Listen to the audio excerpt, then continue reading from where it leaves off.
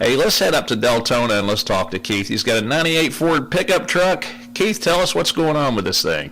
Yeah, how you doing, Larry? Yeah, actually, I talked to you last week.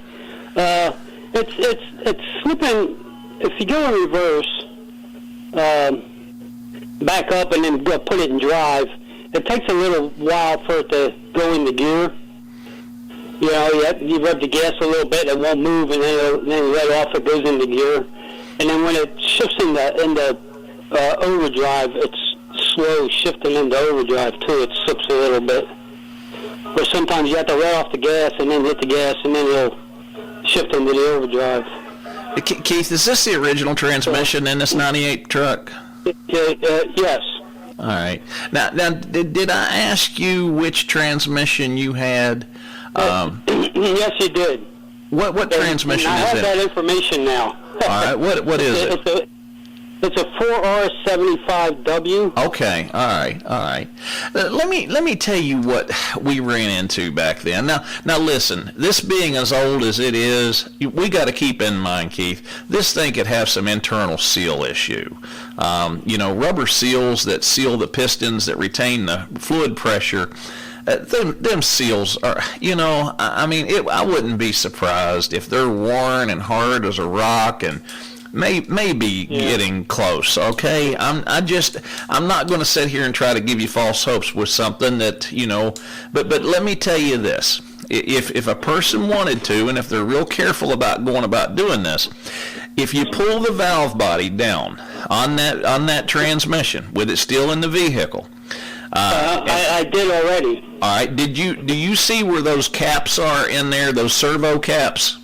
Yeah, the servos. Yeah, I did check those. You pulled them out? I didn't take them out. But I looked. I knew they had an issue with the snap rings breaking on them. Well, it wasn't just that. See, a lot of those servos were made out of what we call bakelite. It's kind of like a plastic material instead of aluminum. And if you've got those old plastic servo pistons in there, Keith, I'm going to tell you point blank that those were public enemy number one. That's what caused most of the problems on that vintage transmission. Was that plastic, that bakelite would crack, and then your fluid, it wouldn't retain fluid pressure, and the next thing you know, you got issues just like you're describing.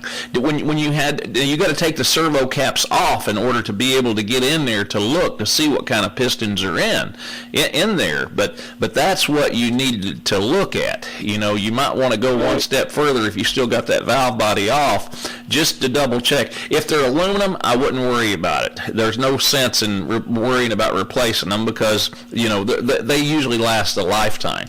But if they're the plastic ones, I'm going to tell you right now, I wouldn't be surprised if one of them had a crack in it, and when when it's meant to retain fluid pressure, it's not, and therefore you have this slippage issue.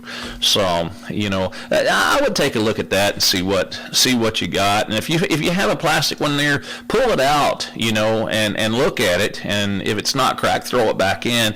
But like I said, the best bet would be to do a line pressure test on that transmission and find out if you're losing line pressure, which I'm sure you are, and if you've got a servo piston that's cracked, you will as well. But that kind of lets you know if you've got aluminum pistons in there and you've got low line pressure. Keith, I'm going to be honest with you. My gut feeling is if you don't see a gasket blown on the valve body or something like that, chances are the transmission's probably going to be coming out of your pickup truck. And I appreciate your call, but I wish you the absolute best. Have a great holiday weekend.